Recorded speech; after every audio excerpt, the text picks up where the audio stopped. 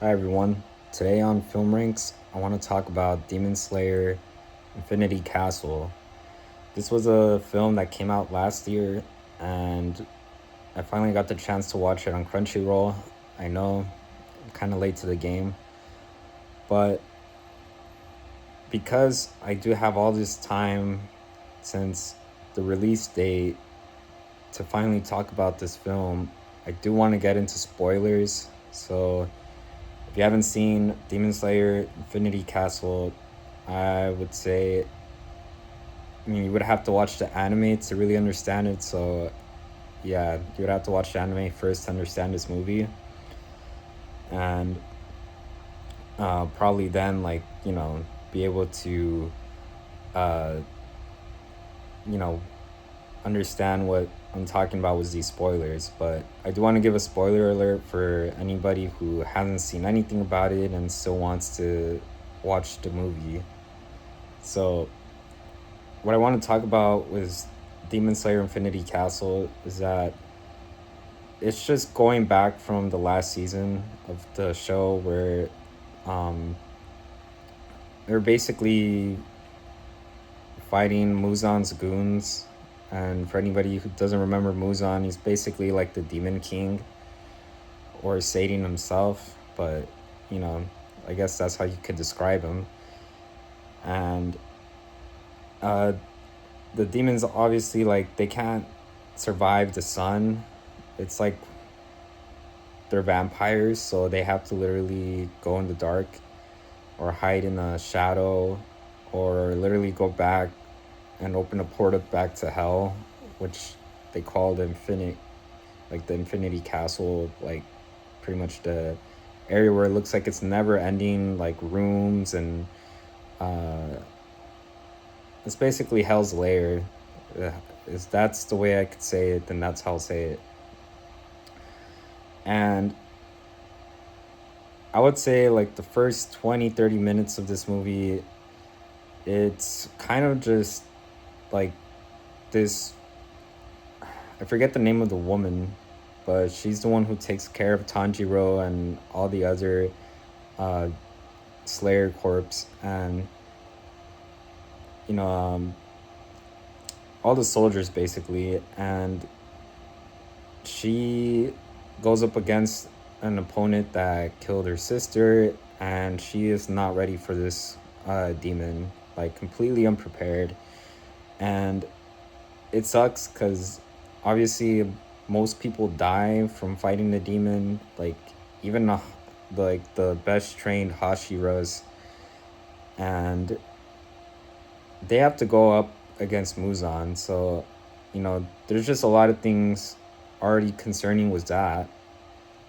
And this woman was not really able to stand her ground well, and it just kind of sucked. You know, I was expecting more of a fight from her, especially because um, all of these soldiers basically have to go against Muzan, which, like I said, he is the toughest opponent of them all, and they're doing so in basically in his own territory, like in his own home. So you could assume a lot of things, like that's where he's the strongest. There's no sun out there or sun down there. So it's just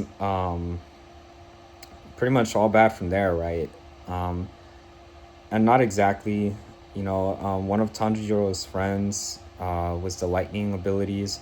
He's basically able to go up against a demon that was once like his friend, and a lot of exposition, a lot of backstory. It's like what this anime tends to do, so you can empathize a little bit with the demons and the villains. And I'm gonna be honest with you, me personally, I didn't care too much to empathize with some of the demons because, like I said, like these were characters who had the chance to at least die a hero, and they decided to be a villain and massacre a bunch of people, especially for their abilities and their powers. So, um, that's just something where it's like hard to empathize with unless they were already possessed, which is something that um, kind of happened to the demon that Tanjiro and Tamioka had to go against. So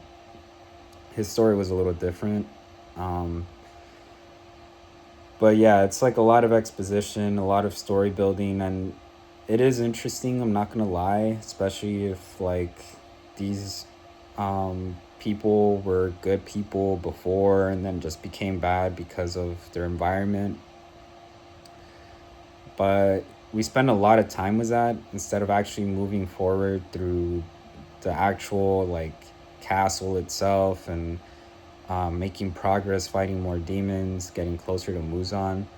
So uh, honestly, I just looked it up on ChatGPT, and it seems like there's gonna be two more films, and that's just speculation. I'm not sure when part two is coming out because this um, what seems like either a trilogy or a two part definitely needs a second film. Like it would feel very incomplete with just the first film because the only way I can see this ending is defeating Muzan with great sacrifices down the road. I mean, the problem is that there's already uh, like the demon slayers that are supposed to kill the demons. They're it seems like a lot of them aren't gonna make it, to be honest with you, and that's the disappointing part because they're in like the worst possible place in Muzan's territory, and there's fewer of them than there are demons that can spawn out and try to kill them.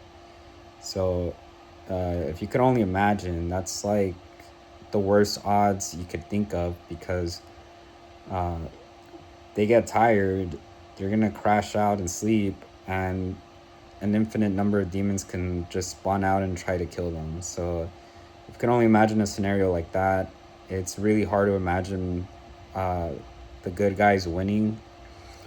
But overall, I thought this film was quite well.